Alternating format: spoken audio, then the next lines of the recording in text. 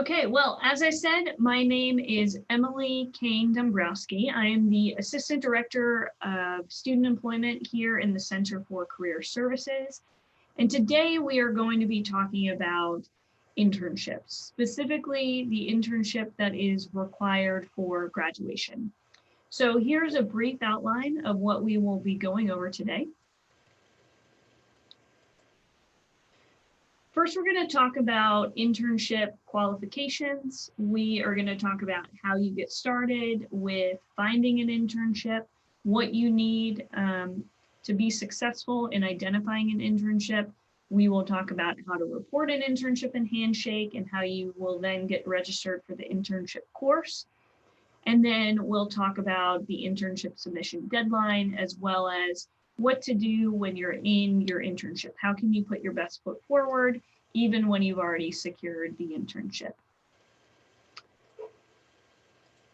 And we will also have some time for Q&A at the end of the presentation as well. So let's talk about first steps in terms of securing your 4-credit internship.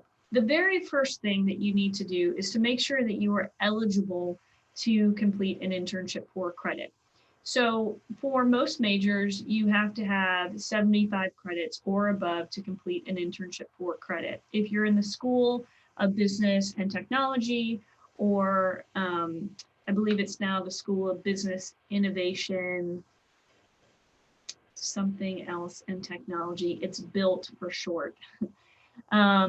You will need to have 90 credits or above. And if you're not sure where you fall or what your school's internship requirement is, you can always reach out to your academic internship mentor, which I will talk about a little bit later in the presentation.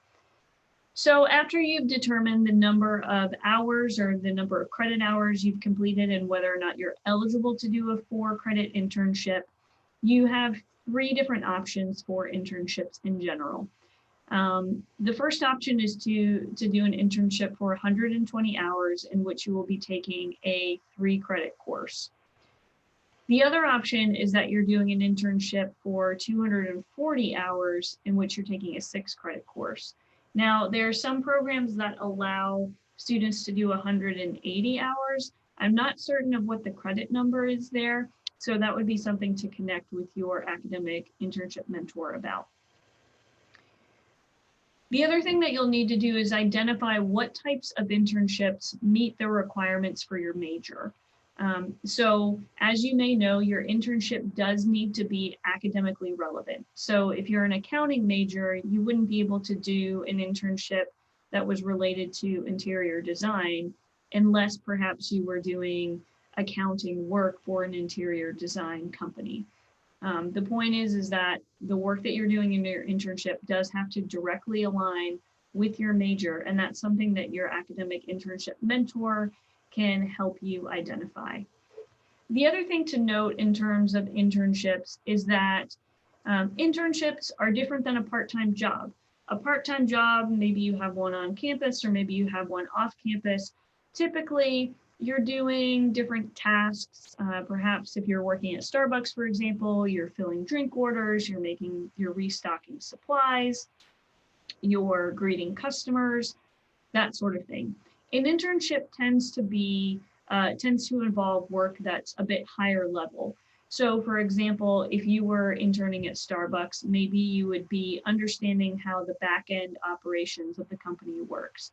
Maybe you would be assisting the manager with scheduling, or perhaps you would be shadowing a manager during a regional call with other Starbucks stores. The point is that internships involve work that are higher level, more than just a simple administrative role where you're filing or answering calls. But again, you're working on project-based work or higher level work that would prepare you to have a professional career in your industry. The other piece is that you need to make sure that you're being coached and developed in your internship. Again, you don't want to have an internship where you're simply, let's say it's a social media internship and all you're doing is posting social media content and filing things electronically and answering telephone calls. That's fine if that's a portion of your internship, but you do want to be learning more professional related lessons and being exposed to a level of professionalism that you wouldn't in a part-time job. So maybe that means that you're shadowing your site supervisor at your internship, you're having informational interviews with colleagues in your internship site supervisor's colleagues. Perhaps instead of just doing the social media, you're also coming up with a social media strategy with your internship site supervisor. It just depends. Now, if you're feeling uncertain about whether or not your internship would qualify or an internship that you're interested in qualifies, then reaching out to your academic internship mentor is definitely your best next step. And speaking of academic internship mentors, here is our current list. There are a couple of names here that are being updated. So for example, interior design, actually they do have the right person there, Jessica Boness. These are the folks who are your go-to people for your program in regards to internships. So if you're wondering if an internship qualifies and meets your major requirements, you should reach out to your academic internship mentor. Now, they are the people who are also going to approve the internship on behalf of Marymount so that you can be enrolled in the internship course. They are also the person that you might go to if you are having issues in your internship. Maybe things aren't working out as you hoped, or maybe you're struggling in the internship. They will also be the people who are essentially your instructors for the internship course. So Career Services is here to help you get prepared for the internship search, to help you internship search and land that internship. But then your academic internship mentor is essentially your point of contact from start to finish in the internship. Okay, so let's talk about how you get started. So first thing that we recommend is to introduce yourself to your academic internship mentor. I'll call them AIMS from now on.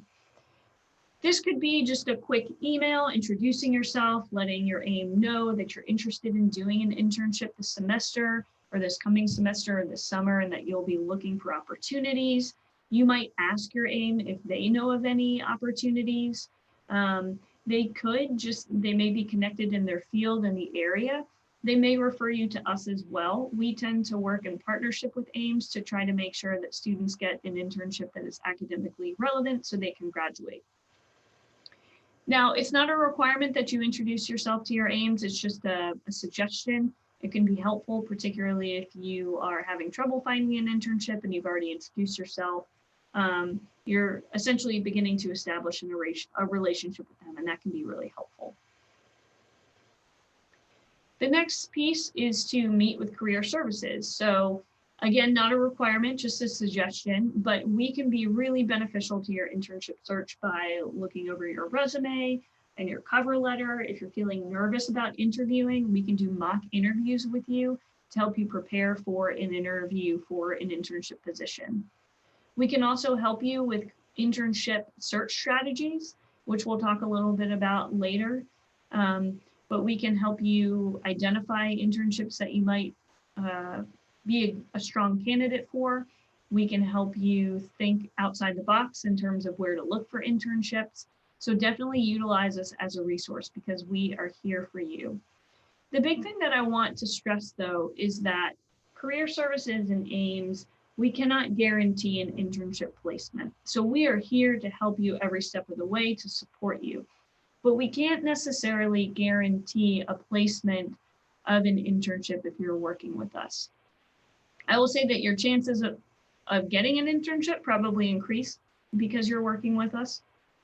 But I just want students to be clear that we can't guarantee placement. Now, sometimes we have contacts. Career Services has contacts. We know of employers who are looking for interns. So if by chance we see a student who might be a good match for an employment opportunity or an internship opportunity that we're aware of, we will certainly make that connection. But again, it's not a guarantee. But just know that we will help in every way possible to help you find an internship. The next piece to complete is your Handshake profile. So if you haven't been into Handshake, I strongly encourage you to do that. Maybe take this Thanksgiving break or a weekend that you have coming up and complete your Handshake profile. So the first thing you need to do is to activate your account, which if you're an enrolled Marymount student, you are already in Handshake. All you have to do is sign in. You can get to Handshake through the my.marymount.edu portal on the sign-in links. You sign into Handshake and you go in, and to have a completed Handshake profile, you have a professional looking profile picture. It doesn't need to be professionally done. It just needs to be professional in style. So a headshot essentially. You need to add at least one work or volunteer experience. You need to have at least one co-curricular or extracurricular experience. So maybe if you volunteer in the community or if you're a part of a student organization, that would count. And then you have to identify at least one professional skill that you possess. It could be communication. It could be problem solving. It could be teamwork. It could be collaborating. Handshake has a number of different skills that you can choose from. The other thing that I recommend doing is updating your job preferences. So in Handshake, you can go in and indicate what kind of jobs you're interested in. And those are typically the jobs that Handshake will present to you first when you're in the job search platform. The next step for a completed Handshake profile is to upload your resume to Handshake. You want to upload your resume so that if an employer is taking a look at your profile and they're interested in what they see and they want to learn more, they can click on your resume and they can see your full resume and what you would bring as an intern for their organization. So when you upload your resume, to Handshake, it will go to Career Services. Career Services will review your resume, and then Career Services will approve it. If it needs changes, what we'll do is we'll reach out to you via the Handshake platform through messaging or perhaps email, or if we need to, we'll give you a call. We might also encourage you to set up an appointment with a Career Services professional staff member, such as myself, to go through your resume if it needs a little bit more work than just a couple of minor edits. And the last thing is to really give yourself enough time to look for an internship. Here I've suggested that you begin looking for an internship 3 to 5 weeks before the deadline, but I would actually offer, especially now because we're going into the latter half of the fall semester and we're coming up on the holidays, that people may not be in the office as frequently. I would actually offer that if you haven't started looking, you should do it now. Because you don't want to come to the beginning of the spring semester and not have an internship ready and be scrambling at the last minute. The other piece is that the internship deadline, which we'll talk about in just a moment in more depth, is January 26th. Now that is after the semester starts. And that is the last day to add or drop a class. You don't necessarily want to be in that boat where you're getting your internship approved at the last second, because that can be very stressful. That's why I strongly encourage you to start your search now, knowing that it will take some time to find an internship, be offered an internship, and then report an internship on Handshake.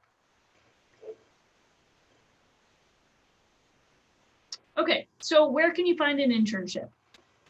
First and foremost, take a look at Handshake. Handshake is a great resource because employers are posting jobs on Handshake knowing that they're going to college students. So it's a platform that is specifically tailored to college students to find jobs that align with your professional experience. Indeed.com, for example, is a little bit different because Indeed.com is almost like a search engine for all jobs that are posted on the internet. It brings in a number of different jobs that they can find on the internet and brings every job that would fit a variety of skill sets, levels of experience, interests, etc. So Handshake is a little bit more focused in terms of the positions that are being offered. Again, Indeed.com is a great resource as well. We strongly encourage you to cast a wide net, and so use a variety of platforms when you are looking for an internship. Don't limit it to Handshake. The other thing to note with Handshake and Indeed is that you can use filters. That's extremely helpful when you're trying to narrow down your search. You can use filters to identify the kind of internship you're looking for, whether or not you want it to be paid or unpaid, whether or not you want it to be local or maybe in another state.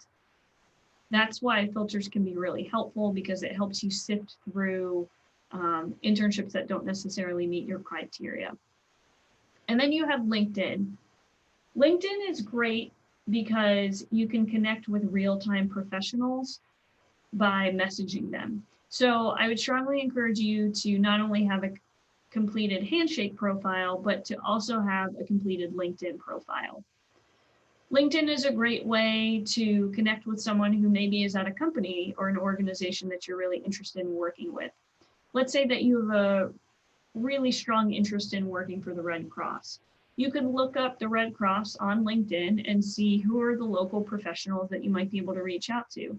You could direct message them on LinkedIn, say, hello, I'm Emily Kane Dombrowski. I'm a senior here at Marymount University, and I'm looking for an internship in nonprofit organization work to graduate. I'm very interested in the Red Cross for the following reasons.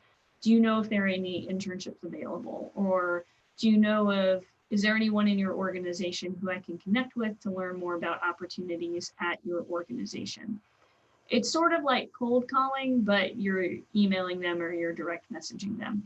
And that shows initiative on your part. And maybe that person knows something, maybe they don't, but it never hurts to ask. And then lastly,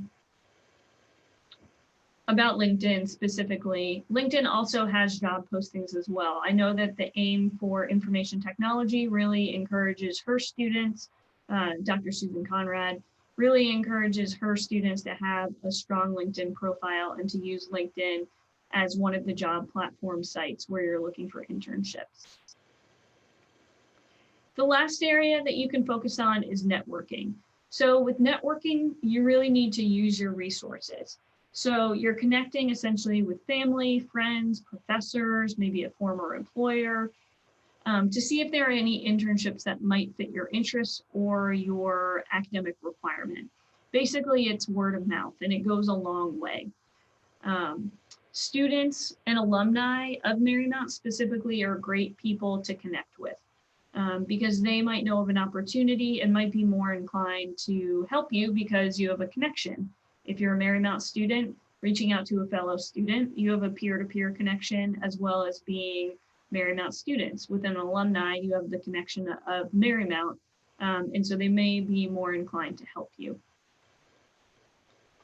So these are the areas that you can find internships. You can also reach out to career services. Again, occasionally we have made connections with people and we might be able to suggest internship opportunities.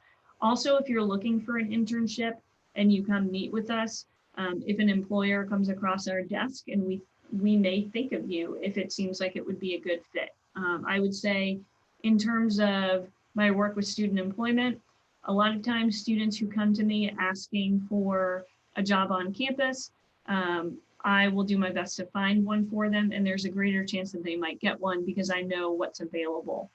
So again, we're not guaranteeing that we can place you in an internship if you use career services, but we may have contacts that wouldn't otherwise show up in your internship search. So use all of your networks, use all of your opportunities to find an internship.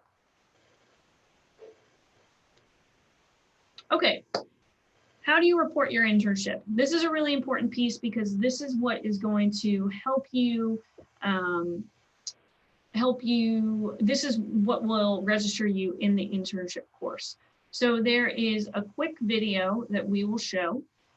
Actually, instead of doing the video, I'll send that to you all afterwards. What I'm going to do is switch my screen, and I'm going to show you how to access the reporting form on Handshake to report your internship. So just one moment. Let me just switch screens really quickly. Okay. So this is the student-facing side of Handshake. What you do is you click on Career Center up here. and you click on experiences. From here, you will request an experience. And then you click this drop-down menu for your experience type.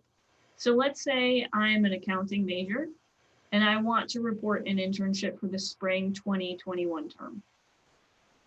From here, I'll now fill out my employer information. So the big thing to remember is that you have to have an internship offer in order to fill out this form. And so let's say I have an internship offer from SunTrust Bank. So I'll put that in there. And then I'll put in all of the following employers' information. I'll put in the job title, let's say that's intern, the department if I know it, the dates that I will serve in the internship. So I will say that my internship will start on January 18th and go until May 3rd.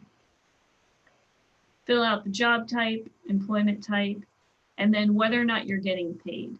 So you don't have to record whether or not you're getting paid, but it is really helpful for career services to know that, because we do have a goal to boost the number of paid internship opportunities that students get. So it's really helpful for us to know how many of our students have a paid internship opportunity, so we know where the gap is for those who don't. And then you'll indicate your offer date, was it accepted? And then from here, you would put in your internship site supervisor. So I'll just pretend that I'm a student, and I'll make myself, my professional self, the internship supervisor. Oh, I'm sorry, that's where the email address should go. And then I'll just put name, etc. And then from here, you're going to continue to fill out this information, indicate how many credit hours you will be doing, etc. So as I said, I have a tutorial that I will send out to all of you. So do make sure that you have put your student ID in the chat. You can chat it to me directly, and I can make sure that I get your email, and I can send you follow-up materials from this presentation. Okay, so let me show you what an approved internship looks like in Handshake. So I'm going to go back to my home screen. I'm going to go back to Career Center and go to Experiences. Okay, so this is an approved internship experience. Just to show you, so I've got my name, so it's Career Services Student Test Account. I've got the job that I reported. I've got the employer, so imagine this being your internship employer, and then the approvers. So in this example, Jaleel Dyson is my internship site supervisor. My academic internship mentor is Adrian Mitchell. And then there's actually a third level of approval, which is the associate dean of your school. And your associate dean will register you into the internship course. So again, there's 3 levels of approval. Your internship site supervisor first approves your experience form. So it's really important that you let your internship site supervisor know that you'll be receiving a request to approve your internship through Handshake, so that they can begin the approval process. They're the first step of the approval process, and they're essentially confirming that, yes, you have an internship opportunity with their organization. From there, it will go to your AIM, and your AIM will verify, yes, this internship does meet the degree requirements for this student's major. And then from there, it will go to your associate dean. And your associate dean will look at all those approvals and say, this person has an internship, it meets the degree requirements, so I'm going to register them for the internship class. So that's how that works. Okay, so let me switch back to the PowerPoint. Okay. So again, as I mentioned, the deadline to register your internship and enroll in the internship course is January 26th. Again, that is approximately a week or so after the first day of class. I strongly, strongly encourage you to have your internship approved before the first day of class so that you can start in the internship class during the first week of the spring semester. So again, have your internship approved and secured in handshake. And by secured, I mean approved in handshake prior to the first day of class. And that is January 19th. And keep in mind too, that once you receive your offer, it may take a week or so for your internship to get approved in handshake, because sometimes there are 3 levels of approvals. So there are 3 people that have to lay eyes on your handshake reporting form, your experience form. And so you don't want to have an internship in hand by, the beginning of the semester. You want to already have it in hand and then have reported your internship and have it approved by the beginning of the spring semester, which is January 19th. If I said 29th before, I meant 19th. It's the day after Martin Luther King Jr. Day. Okay, and then you may be wondering what happens after you're approved for your internship. From there, as I said, you'll be registered for the course. So the dean of your school or in the SBAT admins, if you're in the School of Business and Technology, they will register you for the experiential learning internship course. Again, this is the only way that you can be registered for that course is by having your internship approved in handshake. And then after that, you can start your internship on the date that you reported on handshake. If it's January 19th, then you start it on January 19th. If it's a couple days before the beginning of the spring semester, that's fine too. But once your internship is approved, you are good to go. You'll be enrolled in the internship course. You can start your internship and start earning hours to go towards your credit completion, which will then go to your degree completion. Okay, so you've gotten the internship, you've gotten approved in handshake, you're registered for the internship course. What do you need to do to be successful in your internship? Well, first and foremost is making a good impression doesn't just mean during the interview or even on the first day. Every day you want to make a good impression that you're in your internship. So some easy things to do and some things that are very basic and fundamental is you want to show up on time. And you always want to be ready to work. Show up on time and ready to go. If you're running late or you're unable to work due to unforeseen circumstances, perhaps you had car trouble, or maybe, especially right now as we're managing the pandemic, maybe you were exposed to a positive coronavirus case. Communication is key. So make sure that you're communicating frequently with your internship site supervisor. Don't reach out to career services if you had car trouble and you can't make it to work, or your academic internship mentor. Reach out to your site supervisor. Similarly, if you need to adjust your schedule, or if for some reason you can't come in one day because something has come up, communicate directly with your internship site supervisor. So communicate frequently and often. The second thing to remember is to be professional. So you need to dress appropriately based on company standards. And one thing that you can ask in the interview or after this is actually more appropriate after you have received an internship offer and you're talking about logistics of like the first day, what to expect. Ask your internship site supervisor what the dress of the office is. Perhaps it's a casual office environment. Because it's a startup company, or perhaps it is business casual, or maybe it's business formal. Don't assume based on the industry that you know what the attire is for the office. Just go ahead and ask. And for those of you who may be doing a remote internship, maybe ask your internship site supervisor if they prefer a certain kind of dress when you're working remotely and you'll be on video calls. That shows conscientiousness on your part, thoughtfulness, and professionalism. And then also make sure to treat your colleagues and supervisors with respect. This is, of course, the golden rule, very common, but just know that you are continuing to make an impression on your internship site supervisor and their company every day that you're at work. And every day you want to make a good impression. So always put your best foot forward.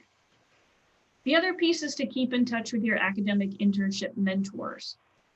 They are here to guide you every step of the way once you have secured that internship. So keep in touch with them frequently, tell them about your progress. Some of you may be meeting with them to have touch points during the spring or summer semesters. And so make sure that you're keeping them in touch, or make sure you're keeping in touch with them, and definitely reach out to them if you have any issues. The other tip is to track your time. Again, you may be doing an internship that's 120 hours, 240 hours, or somewhere in between. But you want to make sure that your hours are being tracked. And you should receive a timesheet from your academic internship mentors or from your school.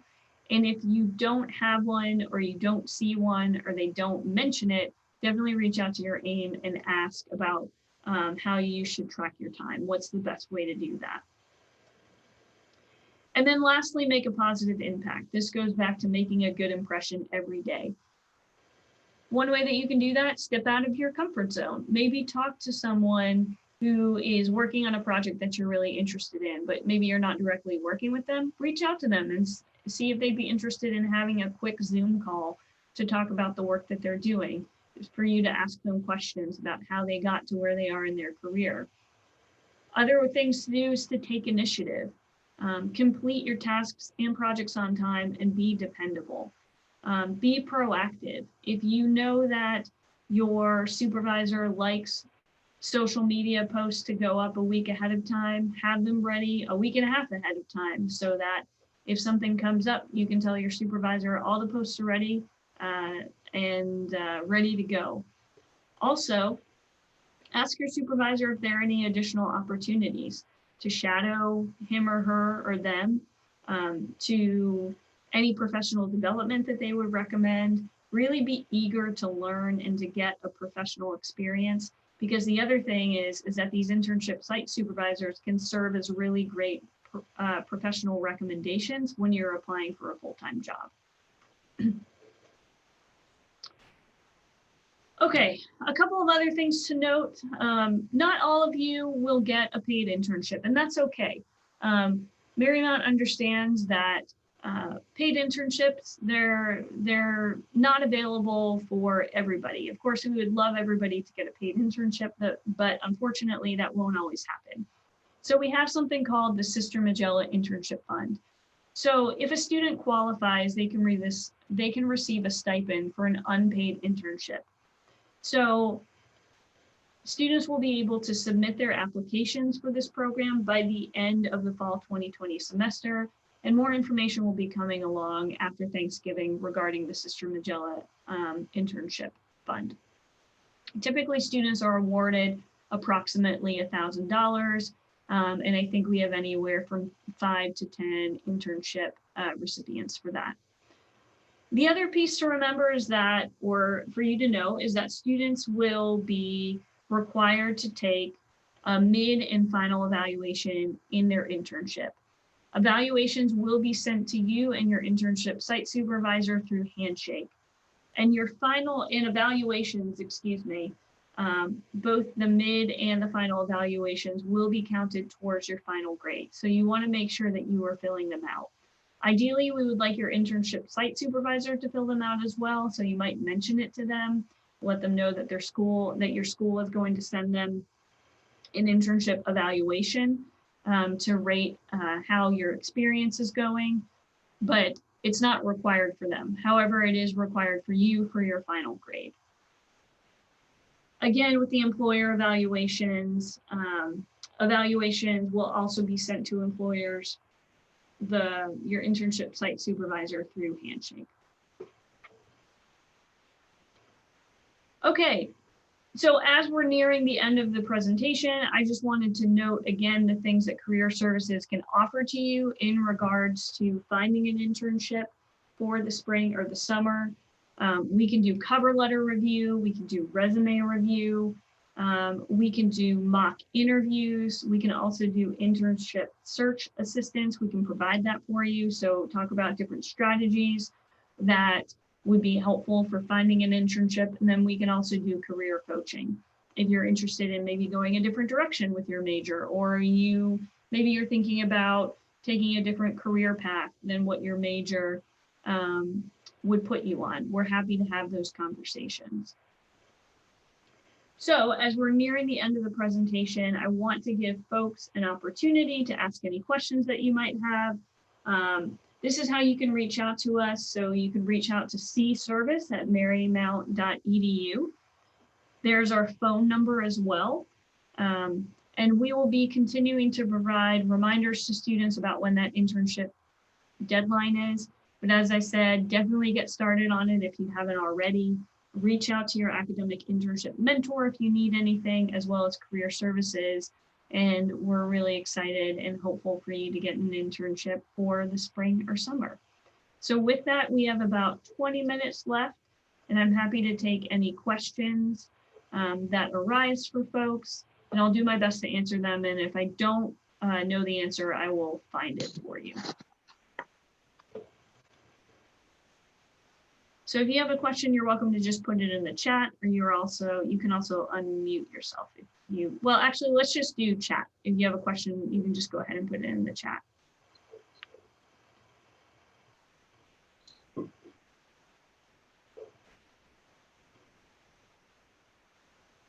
I'll just give you all a couple minutes.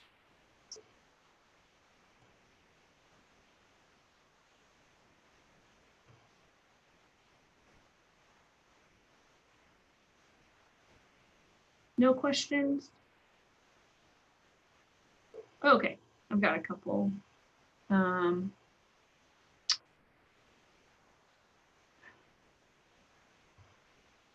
Okay, so Lindsay asks, can you explain more about paid internships? I was under the impression that if we were receiving credit for an experience, it would be unpaid. That's a really good question, Lindsay. So even if your internship is paid, you can receive academic credit for it. The only requirement for receiving academic credit is that the internship has to be academically relevant to your major. Whether or not an internship is paid or unpaid doesn't go into, is not considered for whether or not your internship qualifies for academic credit. So again, your internship for academic credit can be unpaid, but it can also be paid. And I will, after we finish up other questions, I can go back to slides that people might have missed. So another individual asked, they are a criminal justice major and they heard they had to complete 280 hours for 6 credits. They wanted to confirm if that was true. So what I would encourage you to do is to reach out to your academic internship mentor and clarify the number of hours that, that you're required to do for your internship. I'm not certain what it is off the top of my head, but your academic internship mentor will definitely be able to clarify that. Okay, we've got another question. Okay, so the question is, I know volunteer options are available, but how does that work? Do you volunteer and then tell them you have a set amount of hours? Are these volunteer places used to having students ask for their hours to count for internship hours? Example, the women's shelter. Okay, great question, Lindsay. So you're welcome to do a volunteer opportunity for an internship credit, again, as long as it meets the requirements of your program. And what I would strongly, strongly encourage you to do is to set up the internship before you start volunteering, if you are intending to do your internship at this volunteer site. Now, let's say that you're an active volunteer at the women's shelter, to use your example, and you'd like to do your internship with them, then I would encourage you to talk to the volunteer coordinator or to whomever you're reporting to in a volunteer role to see if they would be willing to set up an internship for you. And again, what you can do is you could reach out to your academic internship mentor and ask them what the degree requirements are for your major, and then share that with your contact at the women's shelter to see if they can build an internship experience that would meet your academic needs.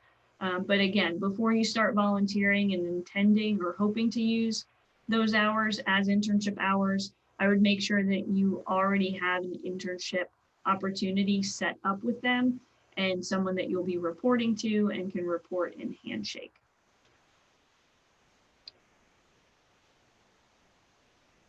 Any other questions?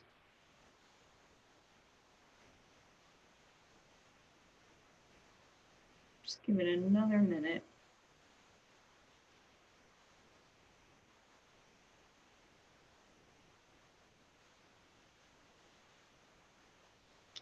Okay, I'm not seeing any other questions come through, but I will be sending out information regarding securing your internship either by tomorrow or at the beginning of next week after the break.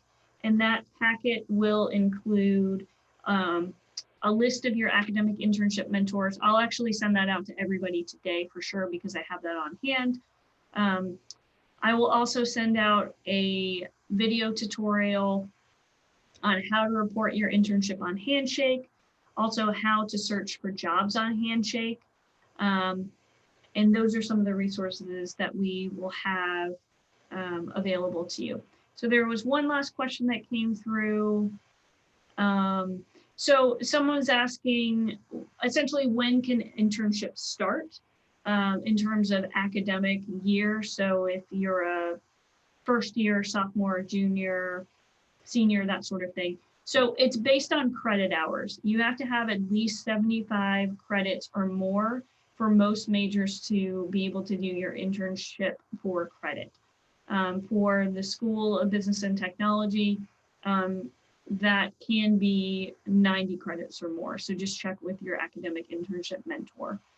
So again, you have to have 75 credits or above for most majors, and then 90 credits for the School of Business and Technology. There was another question that came in. Are AIMS willing to work with students for the summer? Absolutely. So AIMS are well aware that students are doing internships in the summer. That's a very popular time to do internships, in fact. And so they will definitely be willing to work with students who are doing internships in the summer. I do want to note, though, that if you're doing your internship, for credit, you also have to be simultaneously enrolled in the internship course. So for example, you can't do an internship in the summer and then try to do the course in the fall. You actually have to be doing the internship course in the summer if you're going to do your internship for credit in the summer as well. And the reason is that the course pairs with the internship experience. So you're going to be talking to your academic internship mentor and other peers who are going through an internship experience in real time about what the experience is like. You might be doing different professional development. You might be discussing issues or trading best practices with your peers. So again, the course and the internship go hand in hand. And so yes, a follow-up to that question, if you're paying tuition for classes in the summer and you're taking that internship course, yes, the AIM will be a part of your internship course even in the summer as well. Any final questions? These are good.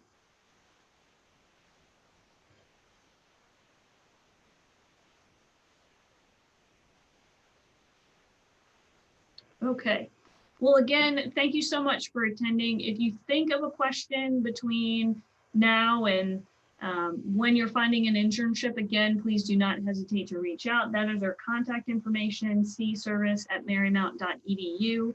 You may also email me directly. My email, and I'll put it in the chat here, is ekane, Kane, @marymount.edu.